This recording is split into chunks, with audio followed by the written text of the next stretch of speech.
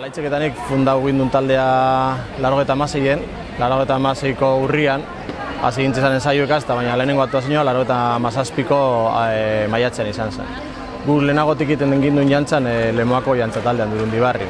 Hasi ginen biok 1989an. Orduan ja etorri ginen gintzizenerako usan solora, baina bagenekien zelan zan asuntoa eta zelan taldeko ardurak eta hori dana. Nengotan egizan, batez be lagunek apunte zirean, lagunen ingurukoak, eta holan beste usansoloko beste talde batzuko kideak. Eta bai etorri zirean gugaz ibili zireanak jantzan Durundibarri jantza taldean. Hasieran bakarrik egon ginen nagusiak.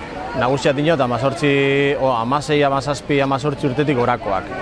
Eta lehenengotan, egia esan da, 30 dantzari dolan ibili ginen.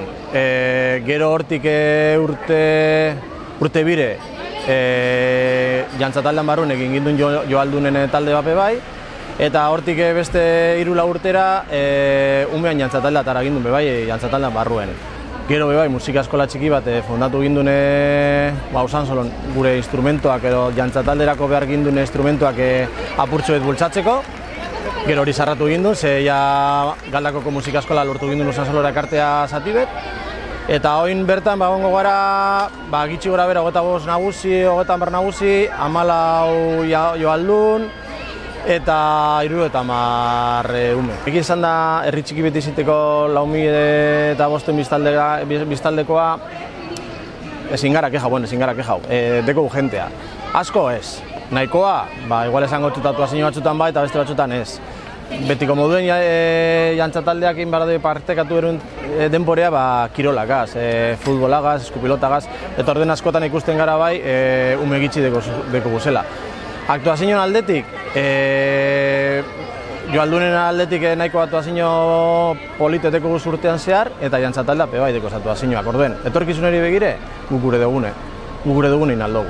Bilduko gara, aspaldi jantza taldean egon zireanak, lehenengotan guk ez sortu zutenak jantza taldea bebai, mutilek neskak, gaur egungo jantza taldekoak, gazteak, umeak, joalduna bebai batuko dire lehengoak eta gaur egun dabizenak ondino, lehengo musikariak, gaurko musikariak, dantzari biltzarretik lagunduko osko apurtzu bebai, apurtzuetan etarik junteko gara.